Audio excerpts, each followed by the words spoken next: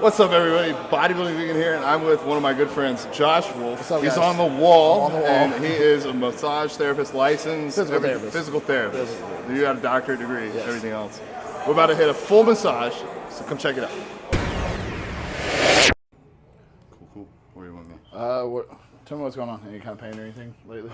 You said you were beat up a little bit. I'm just beat up because I don't take enough time off. I'm always trying to lift heavy. Doing a million other things. A million other things, yeah. I like your Wolf. Thanks. Thanks. He doesn't have whiskers on this side. That's like, literally, I got it posted on Instagram. I was like, man, it's sick. One of my friends immediately commented, why is there not whiskers on there? So I was like, damn it. I love that. So like, I got this tattoo the other day, and I told, I was like, do you mind putting some whiskers on there? And he's like, yeah, I'll do that. And he forgot. So still no whiskers. Yeah, so we'll start face down. I'm trying to think. Is anything bothering me? Not really, man. Luckily, if you don't know it, hips are always tight. Yeah. Glutes are always tight. I mean, bodybuilding. Cool. Normal things.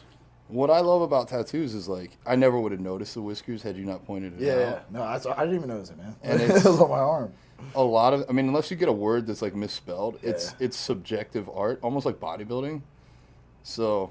I actually think it's kind of even cooler that he doesn't have whiskers. Yeah, that's why at this point I'm like, I'm gonna steal this really. Like maybe there was a wolf that didn't have whiskers for some reason. I don't know, got burned or something.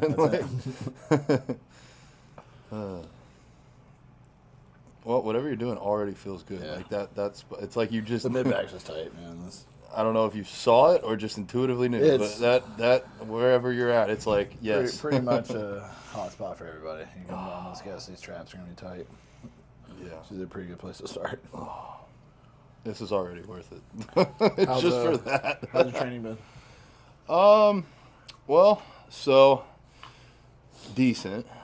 You know how it is. You always want to hit PRs, and my coach has pulled my food down and also taken us just ever so slightly out of our health phase, and we're pushing. I'm just going to keep it very general for YouTube purposes, but vitamin T is at a moderate dose and nothing else. So I'm kind of like, well, you wanted the scale to go down, but now we have a water retentive compound in play. So I'm kind of just recomping, and the scale number doesn't mean very much. Yeah, scale number's not changed at all. And like yesterday, you look good. Everything still looks like tight. Thanks, man. For sure. I always, if a regular person at the gym says you look good, it's like, it's all right, thanks. But fellow competitors, I'm not gonna tell you look good if you don't look good. Well, and also what looking good looks like. Yeah, whereas exactly. Like average person at the gym, they don't have a clue. Not talking shit, just it's kind of like I probably don't know what a great violinist sounds like versus an okay one. Like that's just not my thing. But perfect. Like the scale is just hanging out at 239 to 240. We started this at 255. He wanted me to get down to 235, and like I'm not taking an AI or anything right now either. So a little water. I look in the scale, and it's not changed in the last 2 weeks. My lifts are kind of hanging around the same, and I was getting leaner, and now I think I'm still getting leaner, but like my stomach looks washed out, so I'm definitely holding some water.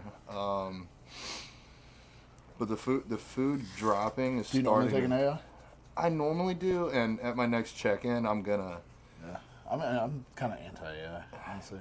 Yeah, all right. We got to be careful for YouTube. I don't think AI is gonna pick up on because there's AI and everything. I was actually thinking about that. AI means a lot of different things to a lot of different people because like artificial intelligence. That's really nice. So that's what we're talking about, artificial intelligence. None of that in my plan right now. I'll tell you off air, but I plan to add some other stuff in that'll help with that. At my next check-in, I'll just voice a concern. That's a tip for anybody that has a coach. Like, if you know your body, voice your concerns. Right now, I'm just riding it out. No nipple sensitivity or anything like that. So I'm not worried. That's the key with it all. Like, you can have the best coach in the world, and like it's something my coach said to me not too long ago, probably 6 months ago. Is like, he's really good at what he does. I know he's really good at what he does. Like, I'm no good coach. I know I am, but like, nobody has a crystal ball. Yeah, Like nobody knows exactly how everything's gonna work always.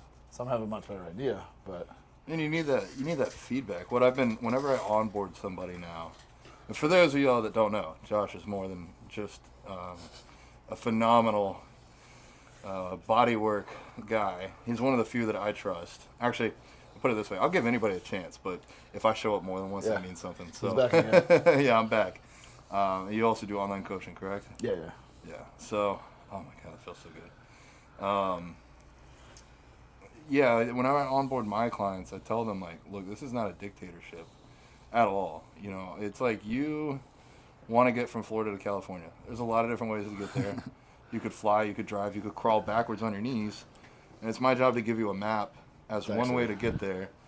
However, I need updates. You know, like, I'm not just going to tell you and, like, check in 3 weeks after you've started your bike ride and now you're in Canada or something. Like, I need to know what's working and what's not. It's exactly what like, actually really close to like the same scenario I tell like my clients is just like, I'm in the passenger seat, you're driving.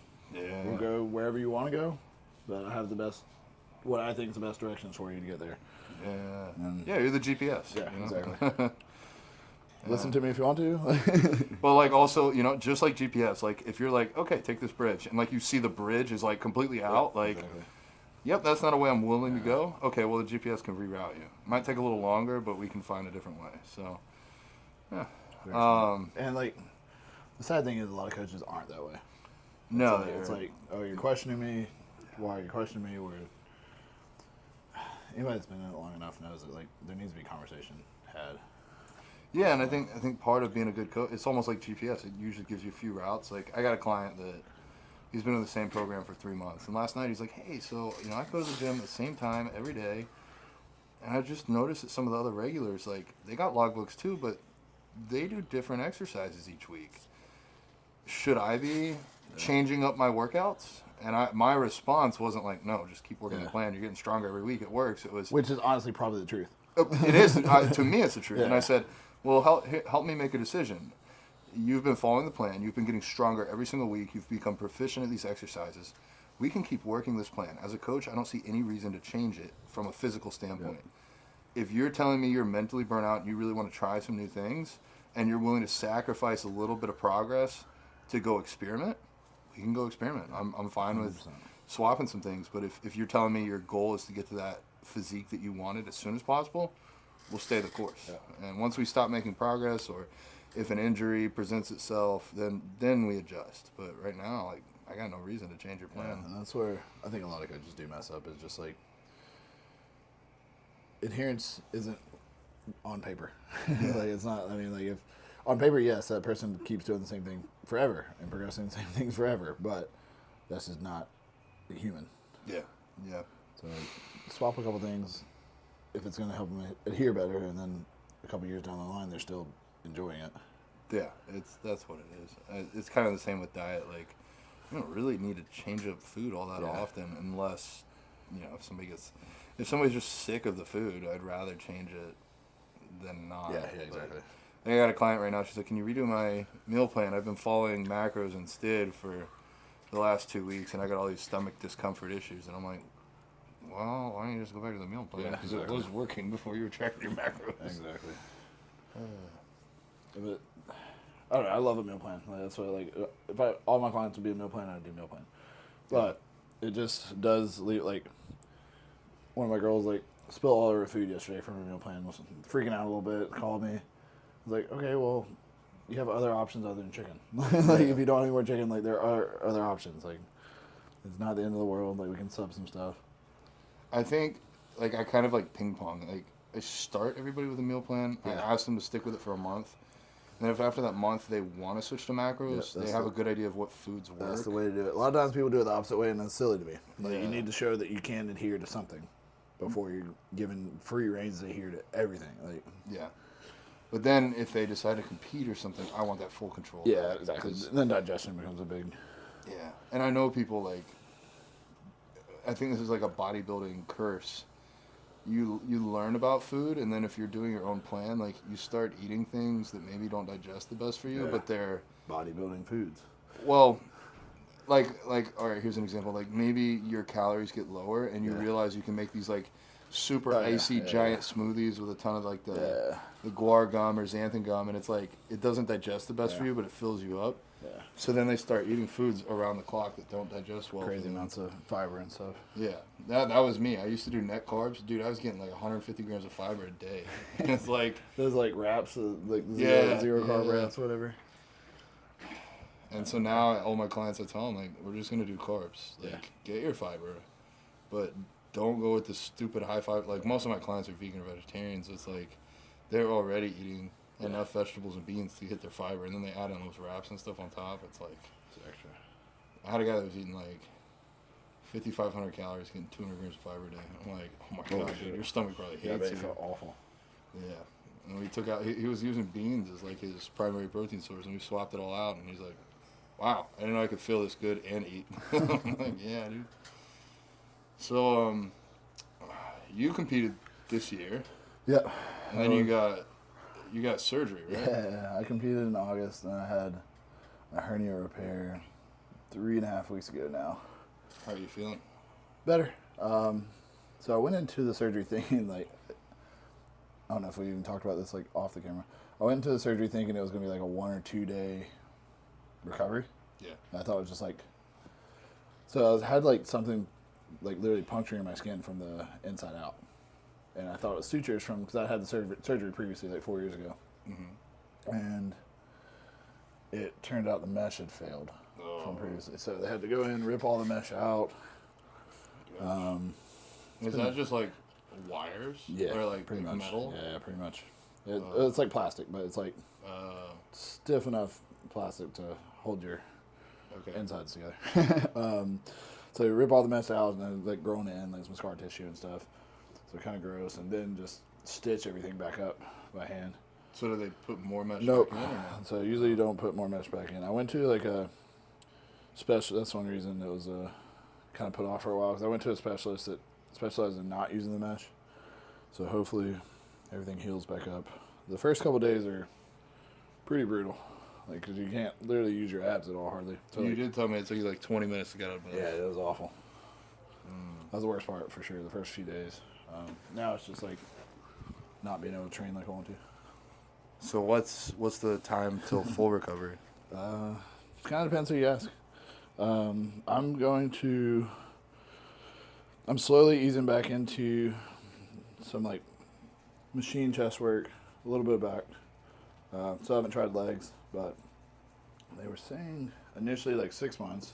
God. And yeah, but actual hernia repair is like usually like 6 to 8 weeks, but just since the mesh removal and all that. Yeah. So I'm shooting more of that 6 to 8 week mark. Throw in a little peptides. Jeez. Well, was this? I was curious just on the timing. It seemed like you got the surgery pretty close to after the show. Yeah, that's what it's. Were you dealing with it during the Yeah, prep? that's what it's been there for a little while, and it's just getting worse. And I could see it when I was lean. I was like, no point of like adding a bunch of food in my stomach on top of that already being an issue. So let's go ahead and get it fixed before. Did it hurt? Before we grow. Did it hurt before they took it out? Not really. It like occasionally would, but like doing abs and stuff like that, it's kind of out of the question too. That's the biggest thing I can't do right now. I can't do any kind of like crunch. Yeah. Oof. Yeah. Not fun. Yeah. Do you have insurance or? So that's the bad thing, is it did not get covered. Oh. Because it was like it was a private clinic. Okay. But Man, yeah, our system is so it's messed up. pretty terrible, yeah. Yeah. But had to be done, so it is what it is. You got any crazy photos of it? You can send them to me after if you want. I'll throw them up on the video. Yeah, I got a couple. So it actually, like, the craziest thing about the whole thing is I don't even have my like actual belly button anymore. Oh, no way. Yeah, so like the mesh was all so intertwined they just like had to remove that skin. So they just like brought some skin together and like made me a belly button. So I used to have an innie, now I do not. Wow, that's crazy. So Jesse was like, it looks like a normal belly button. I was like, not mine. Well, at least they gave you one, because exactly. they're like, wait, is this a clone? That's what I was telling my dad. I was like, I don't have belly. He's like, what do you mean you don't have a belly button anymore? Oh, that's nuts. Well, At least it's over and you're on the road to recovery. It is what it is, absolutely, man. It could be much worse things. If I don't ever step on stage again, it's not the end of the world. Do you think it would prevent you from if you really wanted to, or? It's still kind of up in the air how much it will prevent me from lifting. Well, and like I said, not the end of the world. I get to help people do this. I get to help people by coaching. Like, and I'm 6'3". Bodybuilding's not in my cards. Yeah. I don't think there's. Is there anybody ever been 6'3" in classic or open? No, Seabum's like 6'1". and he's towers. Yeah.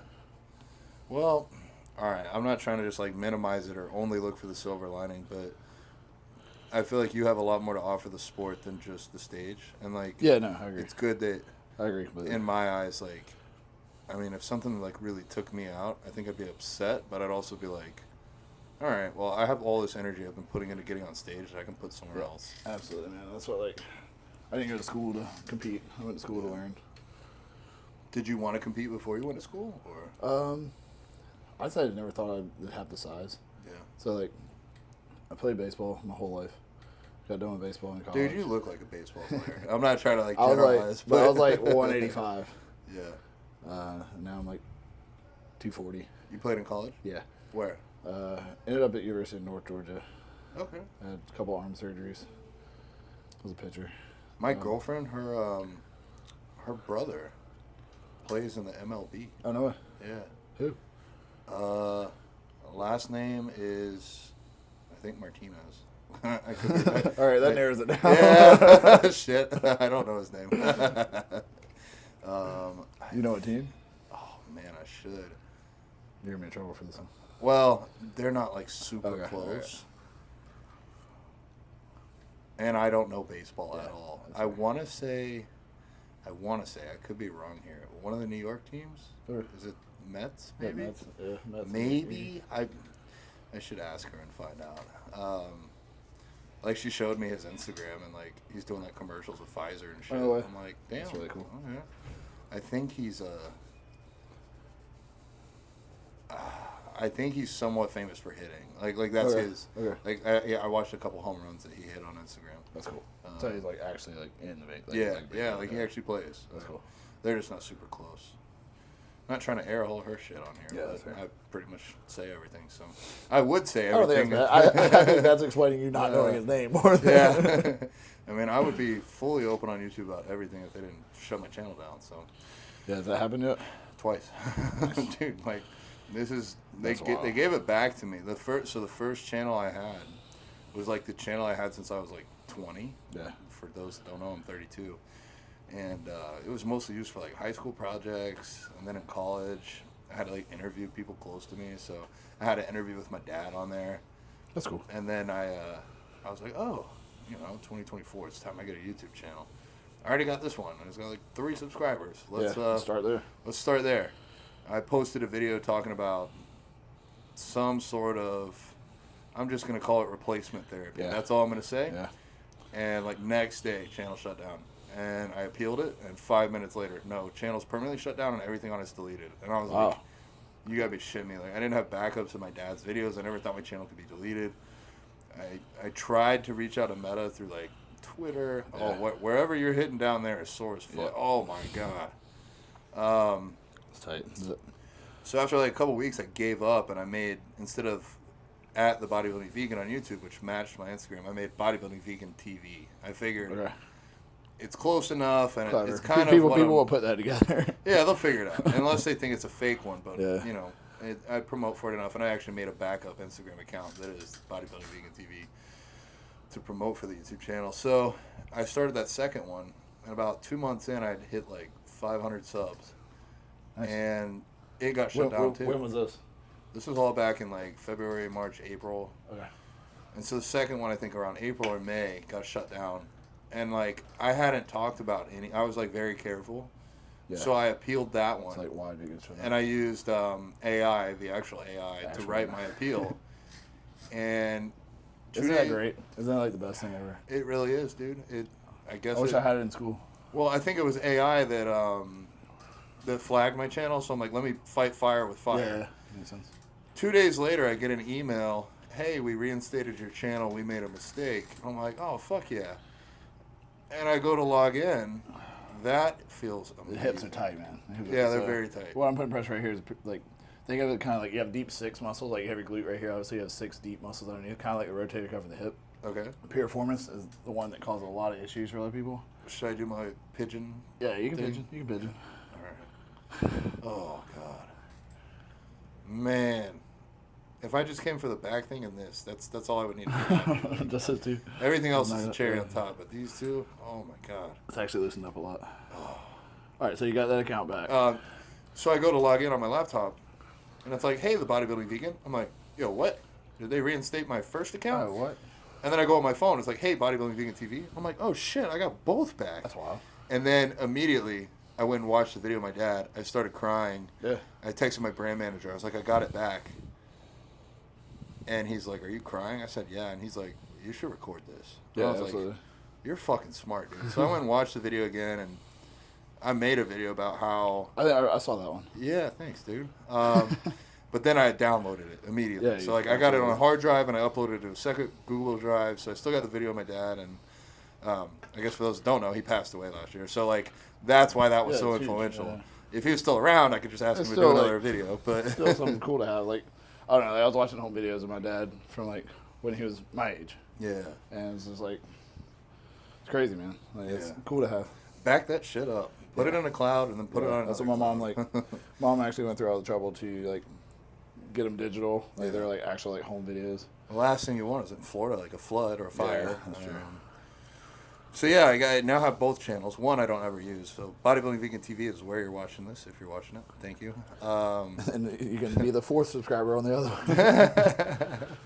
And yeah, it's a wild ride. But YouTube definitely like started cracking down on stuff, and like makes you wonder like how people get away with some of the things they do though. Yeah, because like they'll like literally title a video or something about that. Like John Jewett. Yeah. He talks about gear all the time. Yeah. On his I was page. actually thinking about Josh Bridgman. He's one of John Jewett's guys. He like, I mean, it's very informational stuff. My original goal with this channel was to be John Jewett for vegans. Yeah. Because there's nobody doing nobody. the PED science alongside the food for vegans. Yeah. So I'm now taking a step back from that, and like I might have to do it behind a paywall, not on YouTube. But yeah. So yeah, my mom called me. Actually, funny enough, I was trying to find a song to listen to the other day for rack pulls, and spent like 3 minutes scrolling, trying to find a song.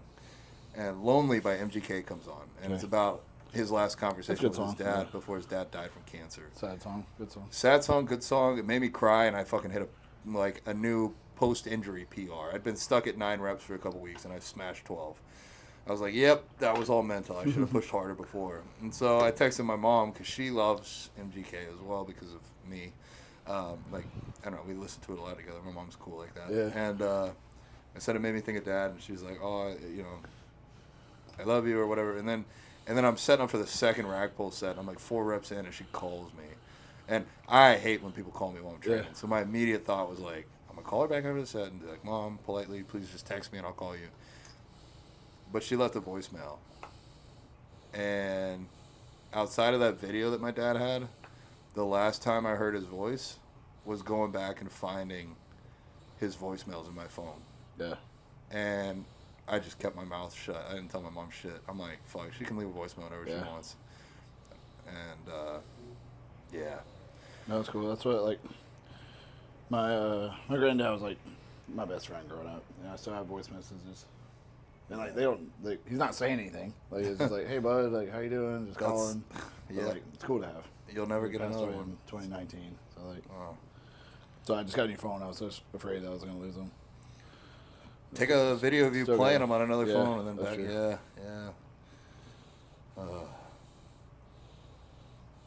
Whatever you're doing, I'm sure it's good for me, but damn, it's uncomfortable. It's not like it hurts. Yeah, it's just it's like a weird feeling. It's like it's like a painful tickle. I imagine it's how like an octopus would torture you. That's exactly how they do it. That's exactly how they do it. So what are you doing? So everything I'm doing. So if you go anywhere, they're going to tell you all this like basically kind of BS you to why you need to use cups instead of this or that. Everything I'm doing is sending a nerve signal to your brain, regardless what it is. Some may send a more aggressive signal than others. I like to use the cupping. I rarely use it like statically and like sit it there, but I like to use it in the sense of how I use the grasping tools. So you have different layers of fascia. It's not just like directly skin then muscle. So the way I use the cup is sliding them back and forth. So like if you think of your hamstring, like it attaches here, comes down, and all should run in this direction, like a north-south direction. And basically I'm trying to get everything to continue to run that direction. You felt how it was kind of gravelly? Yeah. When I was moving through, like it felt just rough. Yeah. That's probably a lot of scar tissue, a lot of like small tears in the past that just heal back, and some of the fibers are lying horizontally. So I'm just trying to get everything to kind of work back this direction. Is that scar tissue regular from training, or does it mean like I had like actual small traumas that? Probably small traumas, which is what you're doing when you train. Okay, so not like a big tear, but like this will, like anybody with legs your size is gonna feel like that. Okay, so in theory, like even if you trained perfectly and never got injured, yeah, you get this. I mean, it would just build up over time. Yeah, exactly. So that's why this is important. That's why this is important. So basically, like I kind of hate the word like knot when people are like, oh, I got a knot. What's going on there a lot of times is like, say these fibers want to run this direction. A lot of them run this way. And so like the muscle can't pull, shorten and lengthen like it needs to. And what we're doing there is a lot of times smoothing that out. That's interesting.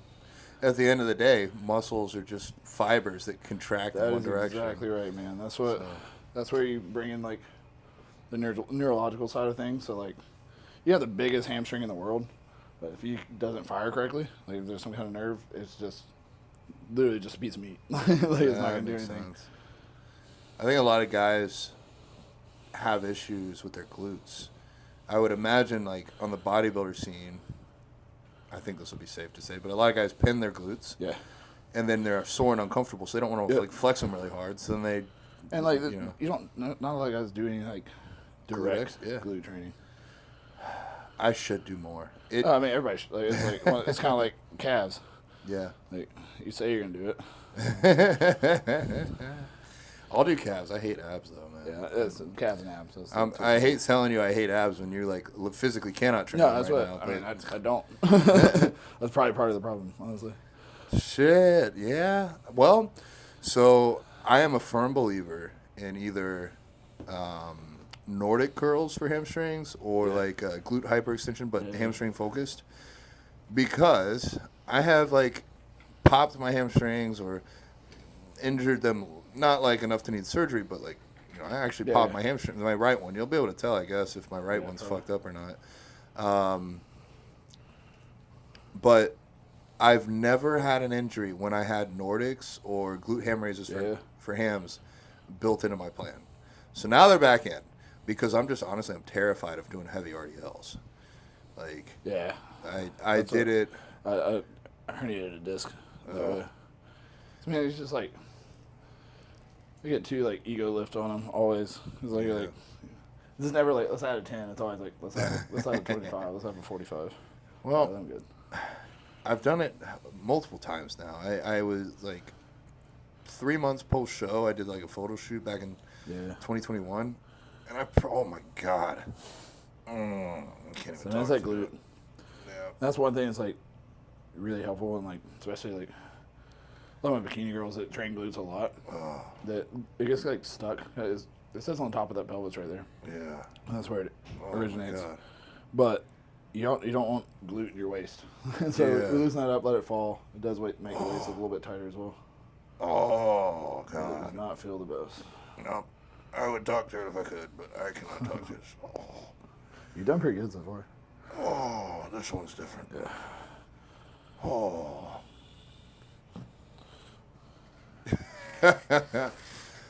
Whew.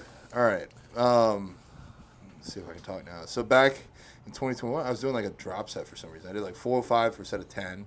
That's immediately always for me for some reason. I don't know what the hell I was doing that for. Well, normally I wouldn't do drop sets on RDLs, but I immediately dropped down to 3 plates, and I was going to do a set of 8, and I get 3 reps in, and just pop. I felt it, and I was like, oh fuck, I fucked myself up. I'm done. So that took a few weeks to heal. Not terrible. I think I got lucky. And then after my show in 2023, I redid my leg day, and I was like, you know what? I want to do dumbbell RDLs. I've never done them before. Yeah. At MI40, they go in kilograms up to 100 Yeah. kilograms. And so I was like, well, I'll start at 55 kilograms. Like, I don't know, like 130 pounds, something like that. 120 pounds. And I'll just do a set of 20, and then I'll do a back-off set of however many I can get. Yeah. And every week, I'm going to go up 2.5 kilograms. So Yeah. 55, 57, 60, 62, 65. I got up to like 85 for a set of 15. I was like, dang, I think I'm in striking range of these hundreds. So I did the 90s. I could do it for like 14. And one day I was feeling strong. And I was like, fuck it, we're going to try the 100 kilograms. That's like Make a jump. 220 pounds in each hand. And I did a set of 8. Wow. And it just felt so fucking heavy that, like, trying to unrack it, like, literally took 4 minutes of setup. Like, I had to build, like, a stand and all this shit. I was like, okay, this just ain't worth it. Like, let's stick with what we can handle. If I can do 85s for 15, I can probably do 90s for 12. Exactly. And I'm in the gym. It's another leg day. I'm doing hamstring curls. I'm actually vlogging it. I'm there with Allie, and I finished my... This is the, like, next session? 2-3 weeks later, yeah, a little bit later.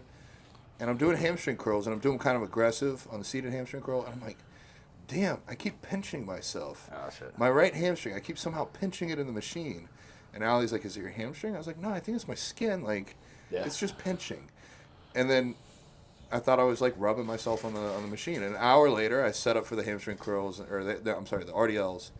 And I didn't really want to warm up, so I did like 2 reps with the 55s. I'm like, fuck it, I'm good. At that point, you're warm anyway. I'm like, yeah, I'm good to go. 90s, let's fucking rock.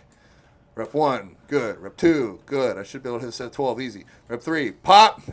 I thought Allie punched me in the leg. And like, come on, dude. Like, Allie's not that strong. Like, it felt like fucking Nick Walker punched me in the leg. Feeling.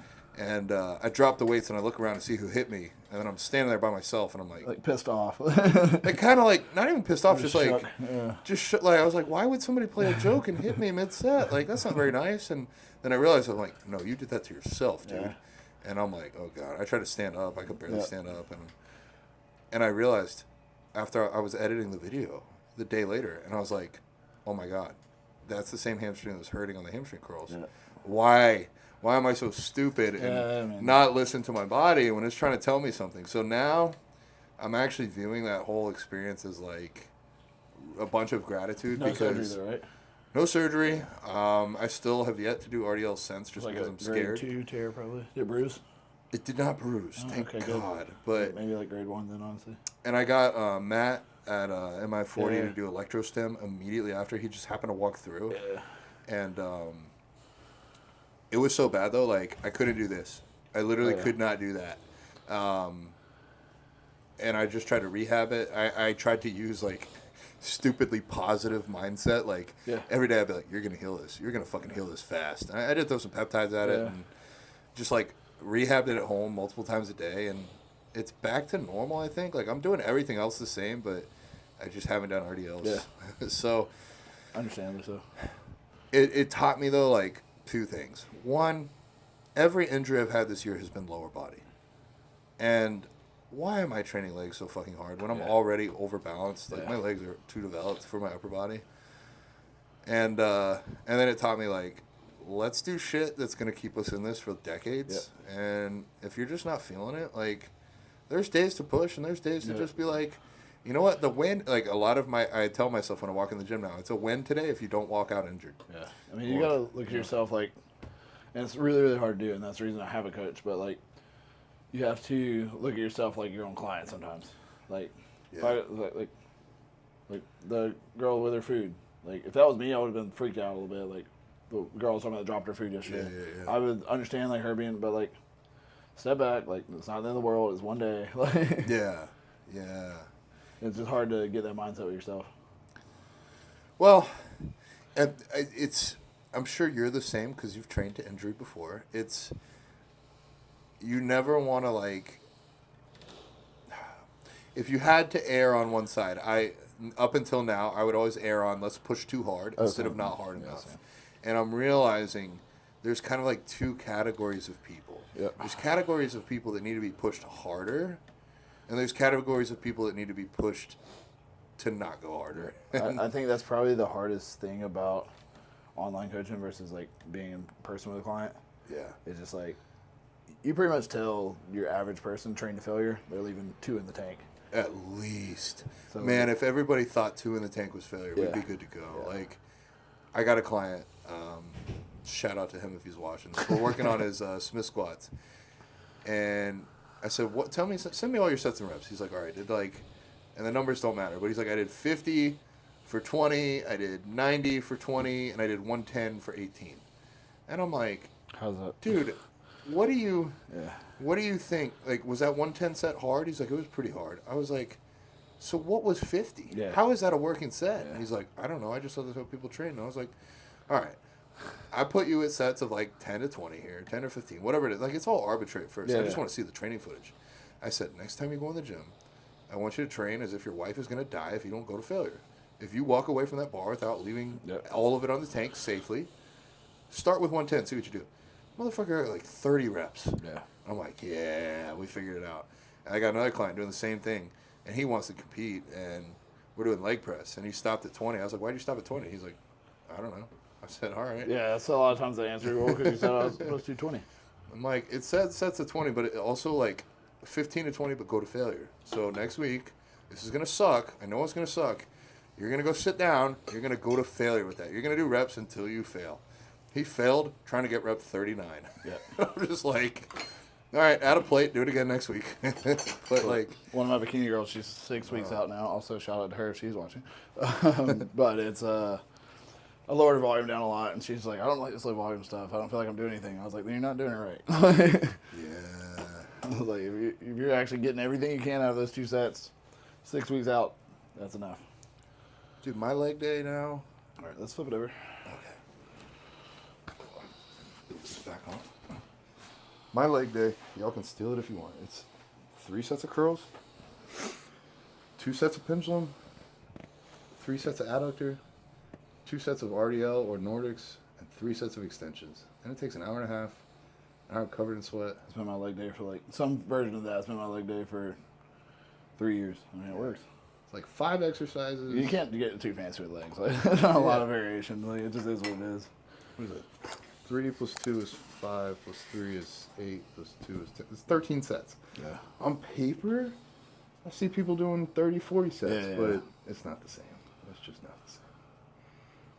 And I've actually been trying to scale it down because, again, like, even on that, I still usually hit PRs. See these like, big legs? Your legs aren't massive. I swear it's genetics, dude. Yeah, no, I mean, mine too. Like, that's what, like, I literally, because of this hernia, I will not be able to, scoot this way towards me just a little bit. I'll not be able to train legs for 6 weeks at least, and in 8 weeks, my legs will be my best body part. You want any advice from somebody that's had to, like, scale their training back a lot this year a few times? Yeah, what's up? What I've found to work well, especially, what did I do? I did something where I couldn't train that Probably hard. the hamstring. I've done the hamstring once this year. I did the adductor once this year. Oh, and I dropped the plate on my foot. Oh, yeah, I remember that. That was bad. That was really bad. That was so bad, man. Like, You well, played it off like it was nothing, but it looked really bad. I mean, that was another one where I had a big trip coming up, like a week later, where I was going to be in New York and New Jersey, like walking 10 miles a day. Supposed to go on hikes. I was like, this can't happen. So I'm just going to positively work through this. I just got lucky that I didn't break my foot because it's so lucky. It looked like it did. Like, it looked like it should have. I'll say that. Usually when that stuff happens, like if I stub my toe, I'm like, I'm not going to look at it because just ignore it. Because like once I look at it, it's real. If I ignore it, I'm like, oh, it just hurts worse than it is. walk it So off. that one, I took like 2 more steps after it happened, and I was like, Uh-oh. I'm nauseous. I've never been nauseous from pain before. This might be bad. There was a guy in here, probably a couple months ago. He dropped a plate on his foot, and he was like kind of jumping around. He's like, it's fine. And like his shoe started turning red a little bit. I was like, it's not fine. It's not fine. Yeah, I looked, and like the one shoe looked like it was tied so much tighter than the other. And I was like, oh god. And then when I took it off and took that photo, I was like, yeah, I fucked up. His toe of his shoe just started turning red, like mass. And I was like, you're not fine. No. And there's so many bones. I think I did break Probably did something. Yeah, I was just too stubborn to go. Metatarsal or something. But like if it's in place, like This all they would do is put you in the boot. Yeah. Well, this is how I'm pretty sure.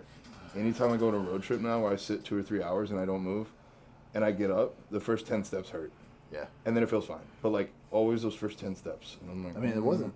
What was it? 2-3 months ago? If I'm recalling events correctly, I went to New Jersey back in May, so it's been a while.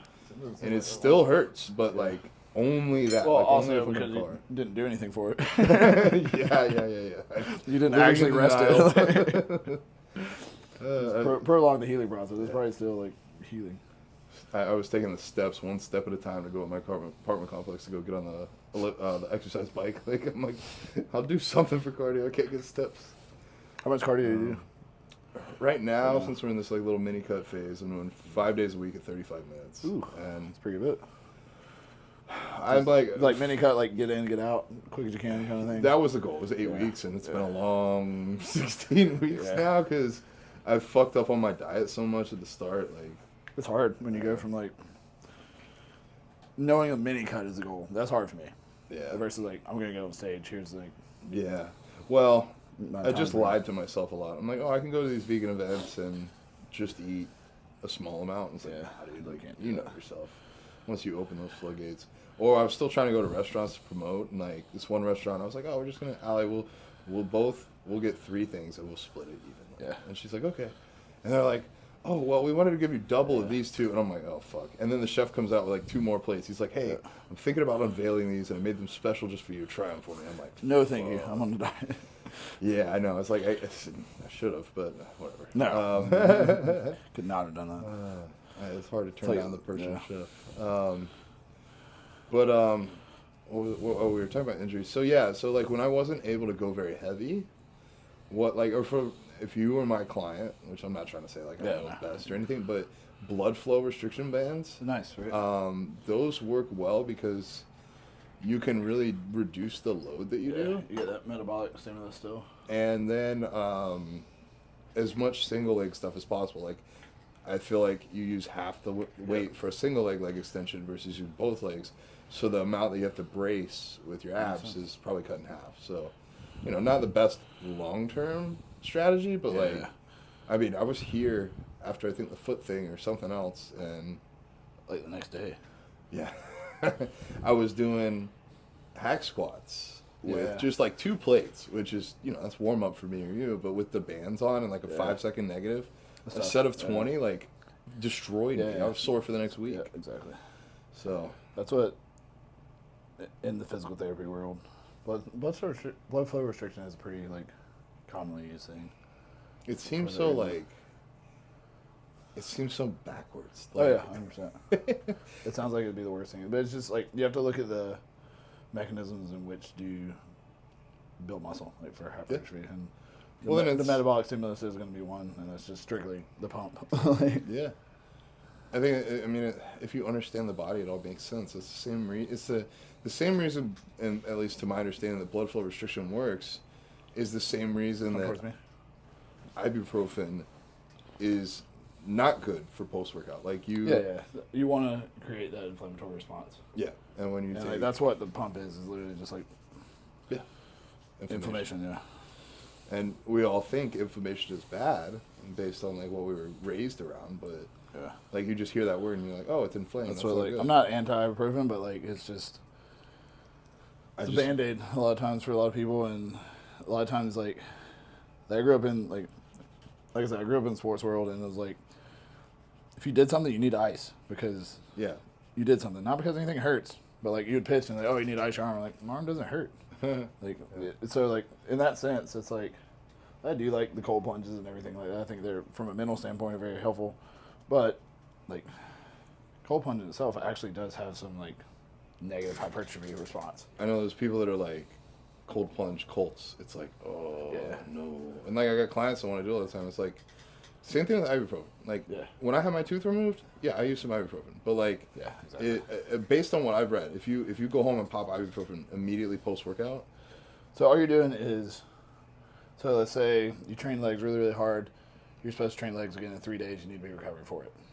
Okay, basically you're prolonging that recovery process. Like you may feel better in the like immediate because you're just reducing that inflammation, But to recover, like, that inflammation has to happen. To rebuild Yeah. muscle, that inflammation has to happen.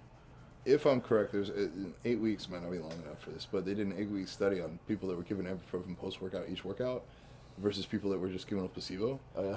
Placebo group grew stronger and built more muscle.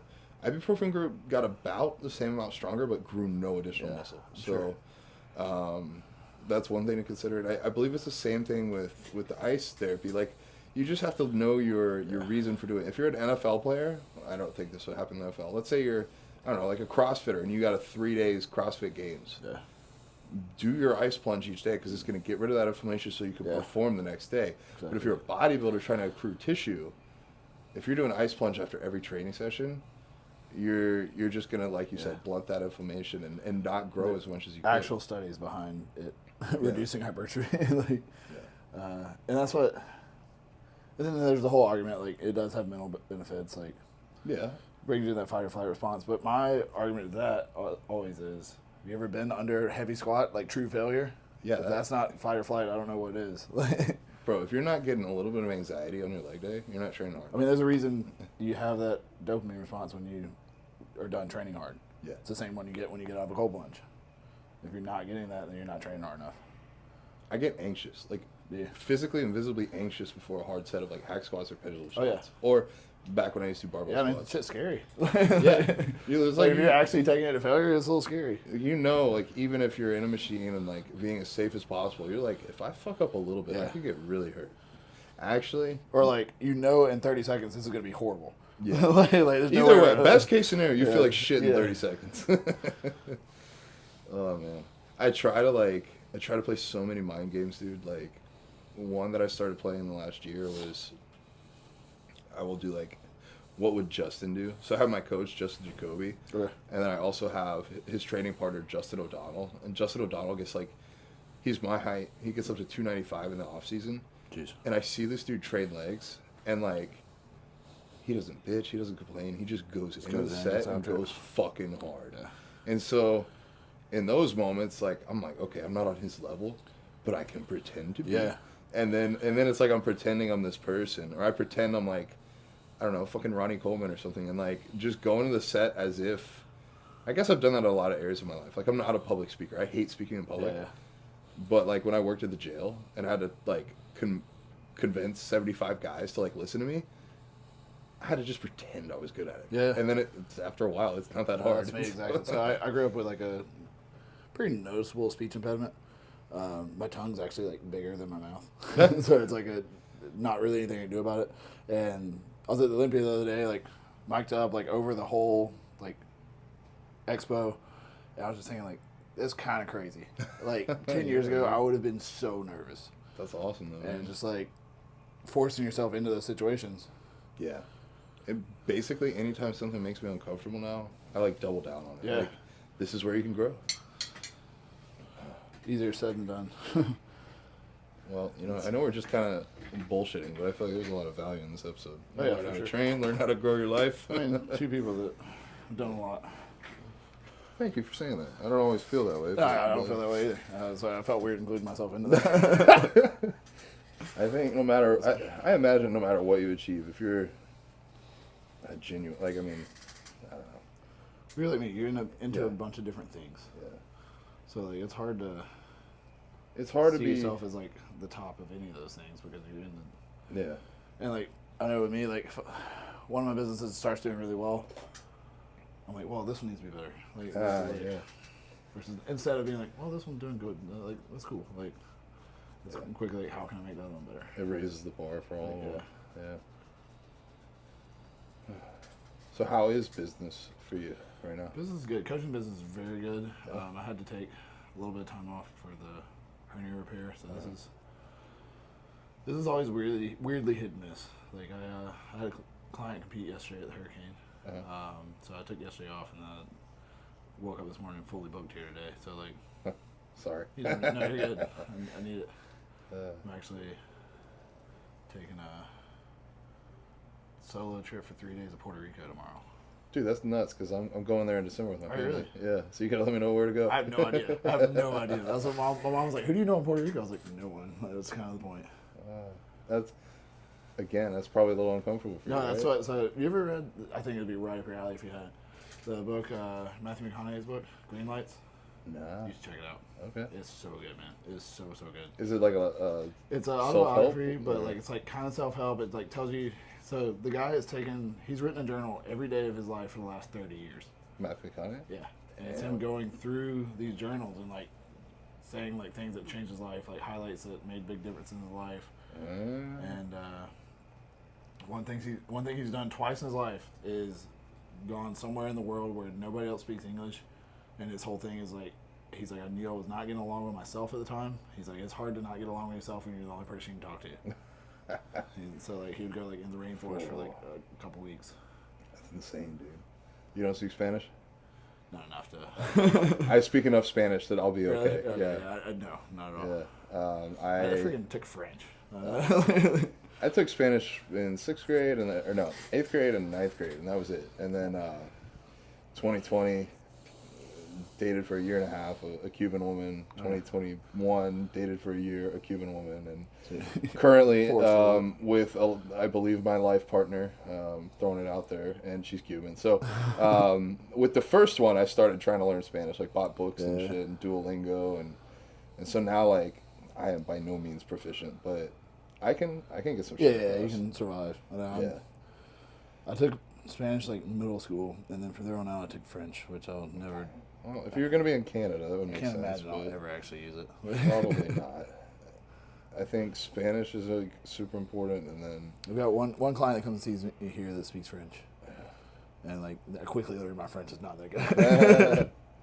I feel like next on the list would probably be like Chinese, because it's just such a big country. Oh yeah. Honestly, like that was another reason why I told Allie that she's been valuable in my life, and I've taken a step back. It was just doing so much else, but I wanna speak about animal rights to the world, and I'm like, fuck, English isn't enough.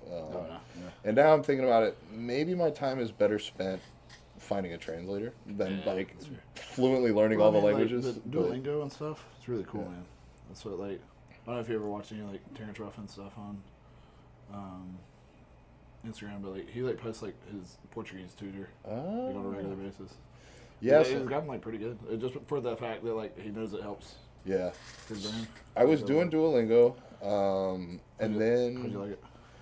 I did it for a long time. Was it hard? No, I mean it's like a. I literally like pulled up the website the other day and did not go any further than that with it. Just get on your phone. Do like if you do cardio, like I know you're like me, so you're probably working on clients while you do cardio. But I used to just always start a cardio session with a Duolingo session. It takes like 5 minutes or less. Oh, that's cool.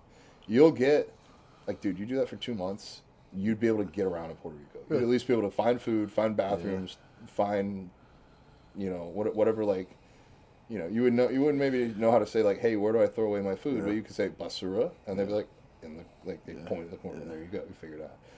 Survive. Yeah, you survive. You just not enough to be fluent, but what I actually did, I figured, dude, the best things in my life have always been taught to me by experts. My financial advisor, a therapist that I've had, my training coach, in-person coaching, posing coaching. Everything that I've done that's like really leveled me up quick was not trying to learn it myself, but have an expert teach me. So I hired a Spanish instructor, and she's actually Cuban, but she's based out of Italy. Oh wow. And what I thought was really cool, she's like, why do you want to learn Spanish? And I told her, I was like, I want to be able to speak about animal rights in other languages. So she tailored the program around nutrition, around training, and around speaking about animals. And so dude, I was so uncomfortable. I almost cried after the second session. Like, because that makes me really nervous. Like, well, I'm just such a, like you said about your businesses, like, I want to achieve at whatever I do. And so when I saw myself struggling, when normally I excel in everything, it just, like, I put so much pressure on myself to be perfect. And she told me in the next session, she's like, you don't have to be perfect. You just got to show up. And, like, especially speaking a language like you don't know, it's such a nerve-wracking thing. Because, like, I don't know, like, I hate sounding stupid. Like, I think that's what it is. So, like, and that's such a, like, egotistic thing to say. I just, like, generally, like, I'm pretty well educated. I hate just sounding like a moron, but, like, knowing that you're not saying simple words correctly is so weird. Well, and then I had talked to a pro bodybuilder that's based out of Germany, Tim Budesheim. Yeah. and we were talking, and he was trying to tell me how like vegans can't be pro bodybuilders and all this stuff. And, Of course. and my defense, and I'll be really fucking honest here, my defense is like, this guy can barely fucking speak, and he's gonna tell me this. And then I was like, you idiot. Yeah. He speaks multiple languages. Yeah. He just doesn't speak English That well. very fluently, but it's still enough that you can understand him. I was like, his English is so much better than your Spanish, and he probably speaks German, English, maybe French, maybe Spanish too. Like, and so then I realized, though, I said like to myself, that's why I should probably continue this, because I go visit other countries, and I say something that somebody disagrees with, they're just gonna fall back on, oh, he's stupid, he can't even speak, and It's a good learning experience, though. I mean, like, most people would not ever take it to that extent of, like, in-depth understanding of it. It would just be left at, well, stupid, you can't speak. I try to be my own hardest critic, because, like, that's how you grow. It's like, honestly, like, what areas do you need to work on? Yeah, but, I mean, it's different to be said that, like, he's directly attacking, probably not maliciously, but attacking what you, like, believe in, and it would be very easy to just write it off as like, oh, he's stupid, he can't speak, versus... And to give him credit, he's not wrong. There's not been a single pro-vegan open bodybuilder yet. I think it'll happen. I think it'll happen. I do. I see enough in the blood work and other things to believe that there is a space for it. It's hard to wrap. I'm so glad I found being vegan and plant-based before bodybuilding, because I think I would have gone so hard into bodybuilding, I never would have opened my eyes.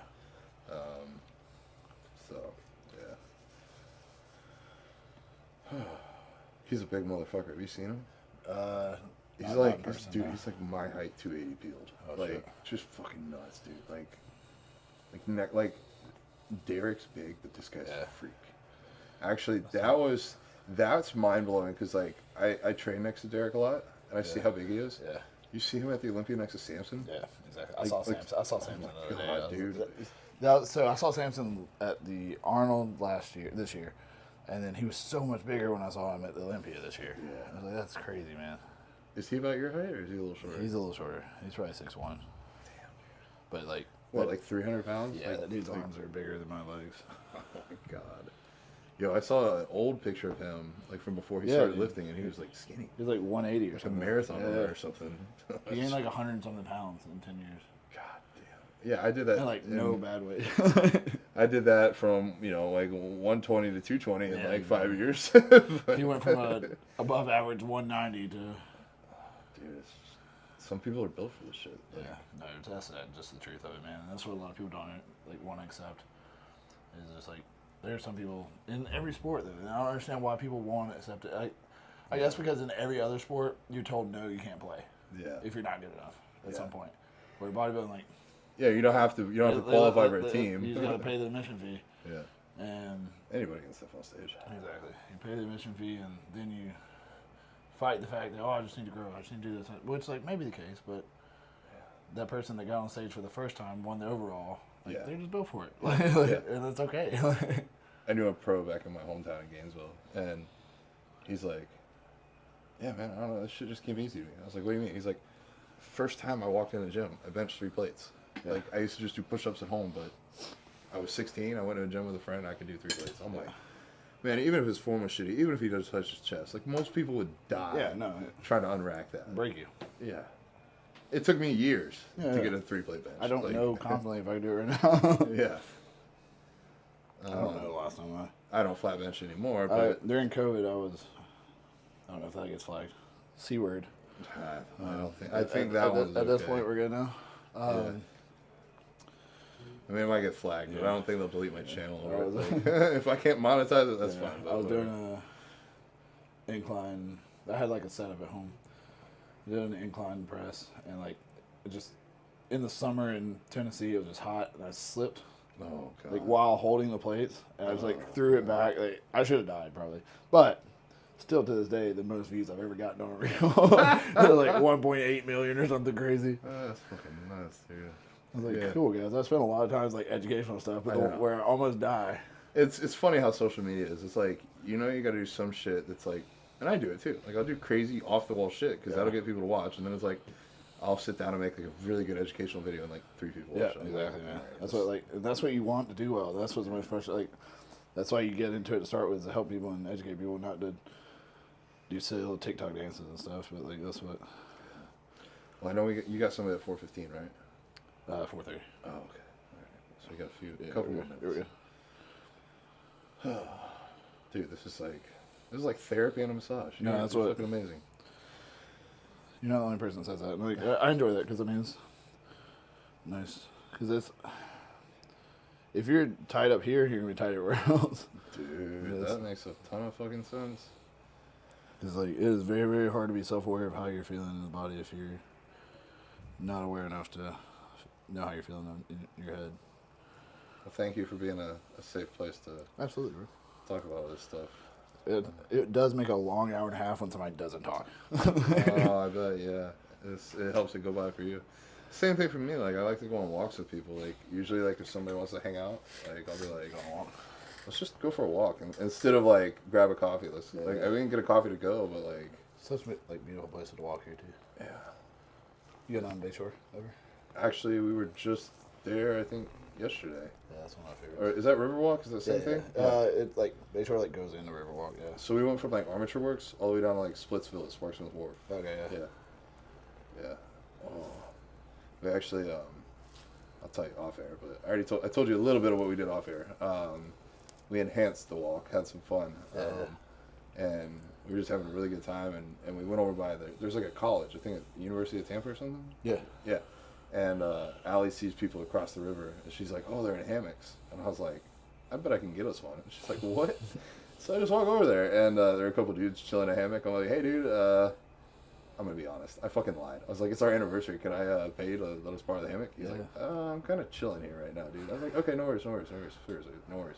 We went over and there was like a couple girls and a couple guys hanging out, and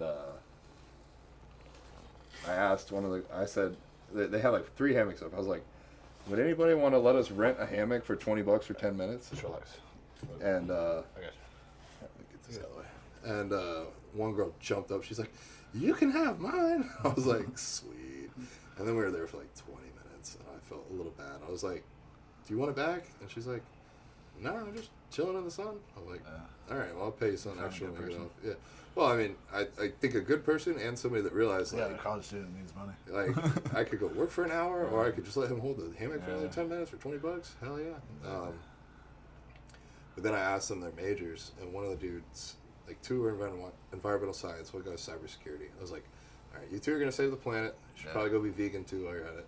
Cybersecurity, you're going to make good money. Entrepreneur, you're either going to be rich or broke. Yeah. And he's no like... in between.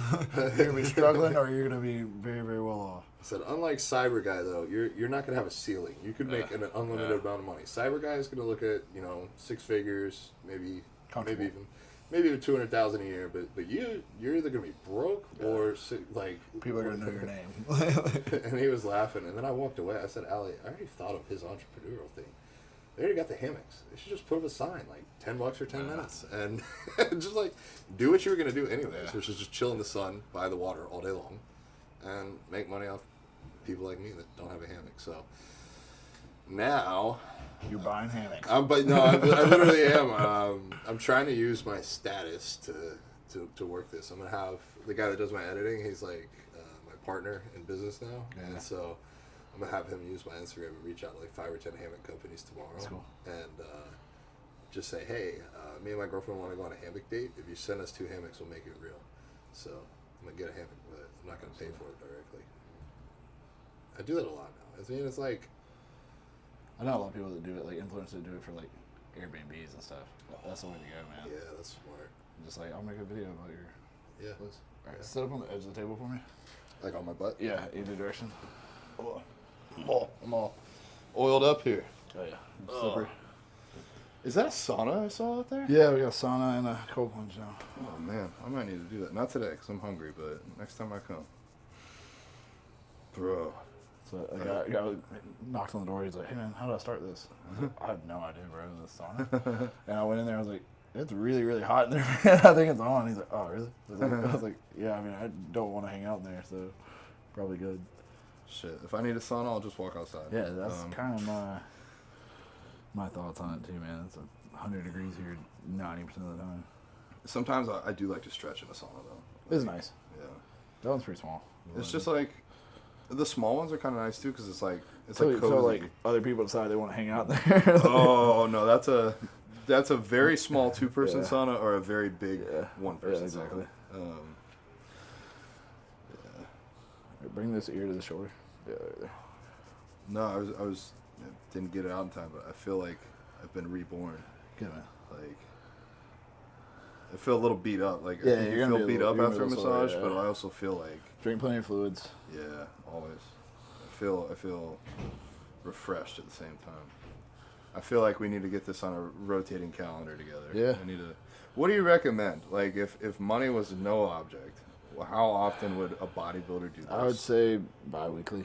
I mean, Every other week? weekly if like you If just you're- really if you're- enjoy doing it. If you're pro and you Yeah, like like it, you just like enjoy like it's a nice hour and a half for you. But like bi-weekly. dude, I should probably do this bi-weekly. Like, I beat up my body so much that I do have people that come weekly. It's an investment, man. But yeah, exactly. Like, Especially I mean- like anytime like especially like guys are super physiological, like you just have more muscle than you're supposed to have. So Yeah. your body's not gonna Supernatural. feel great all the time, yeah. I have another guy that makes like Reddit posts for me, and he's like, what was it like?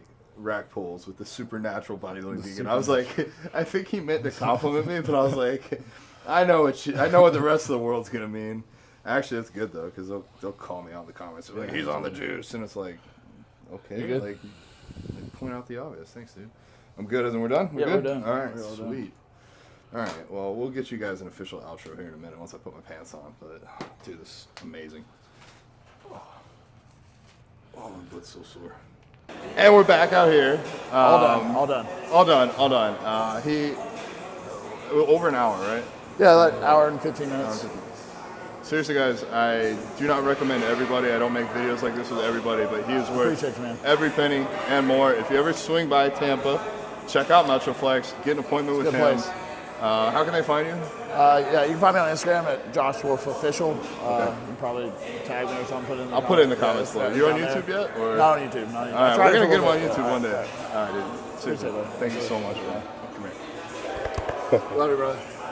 Make sure y'all hit that subscribe button and check him out in Tampa.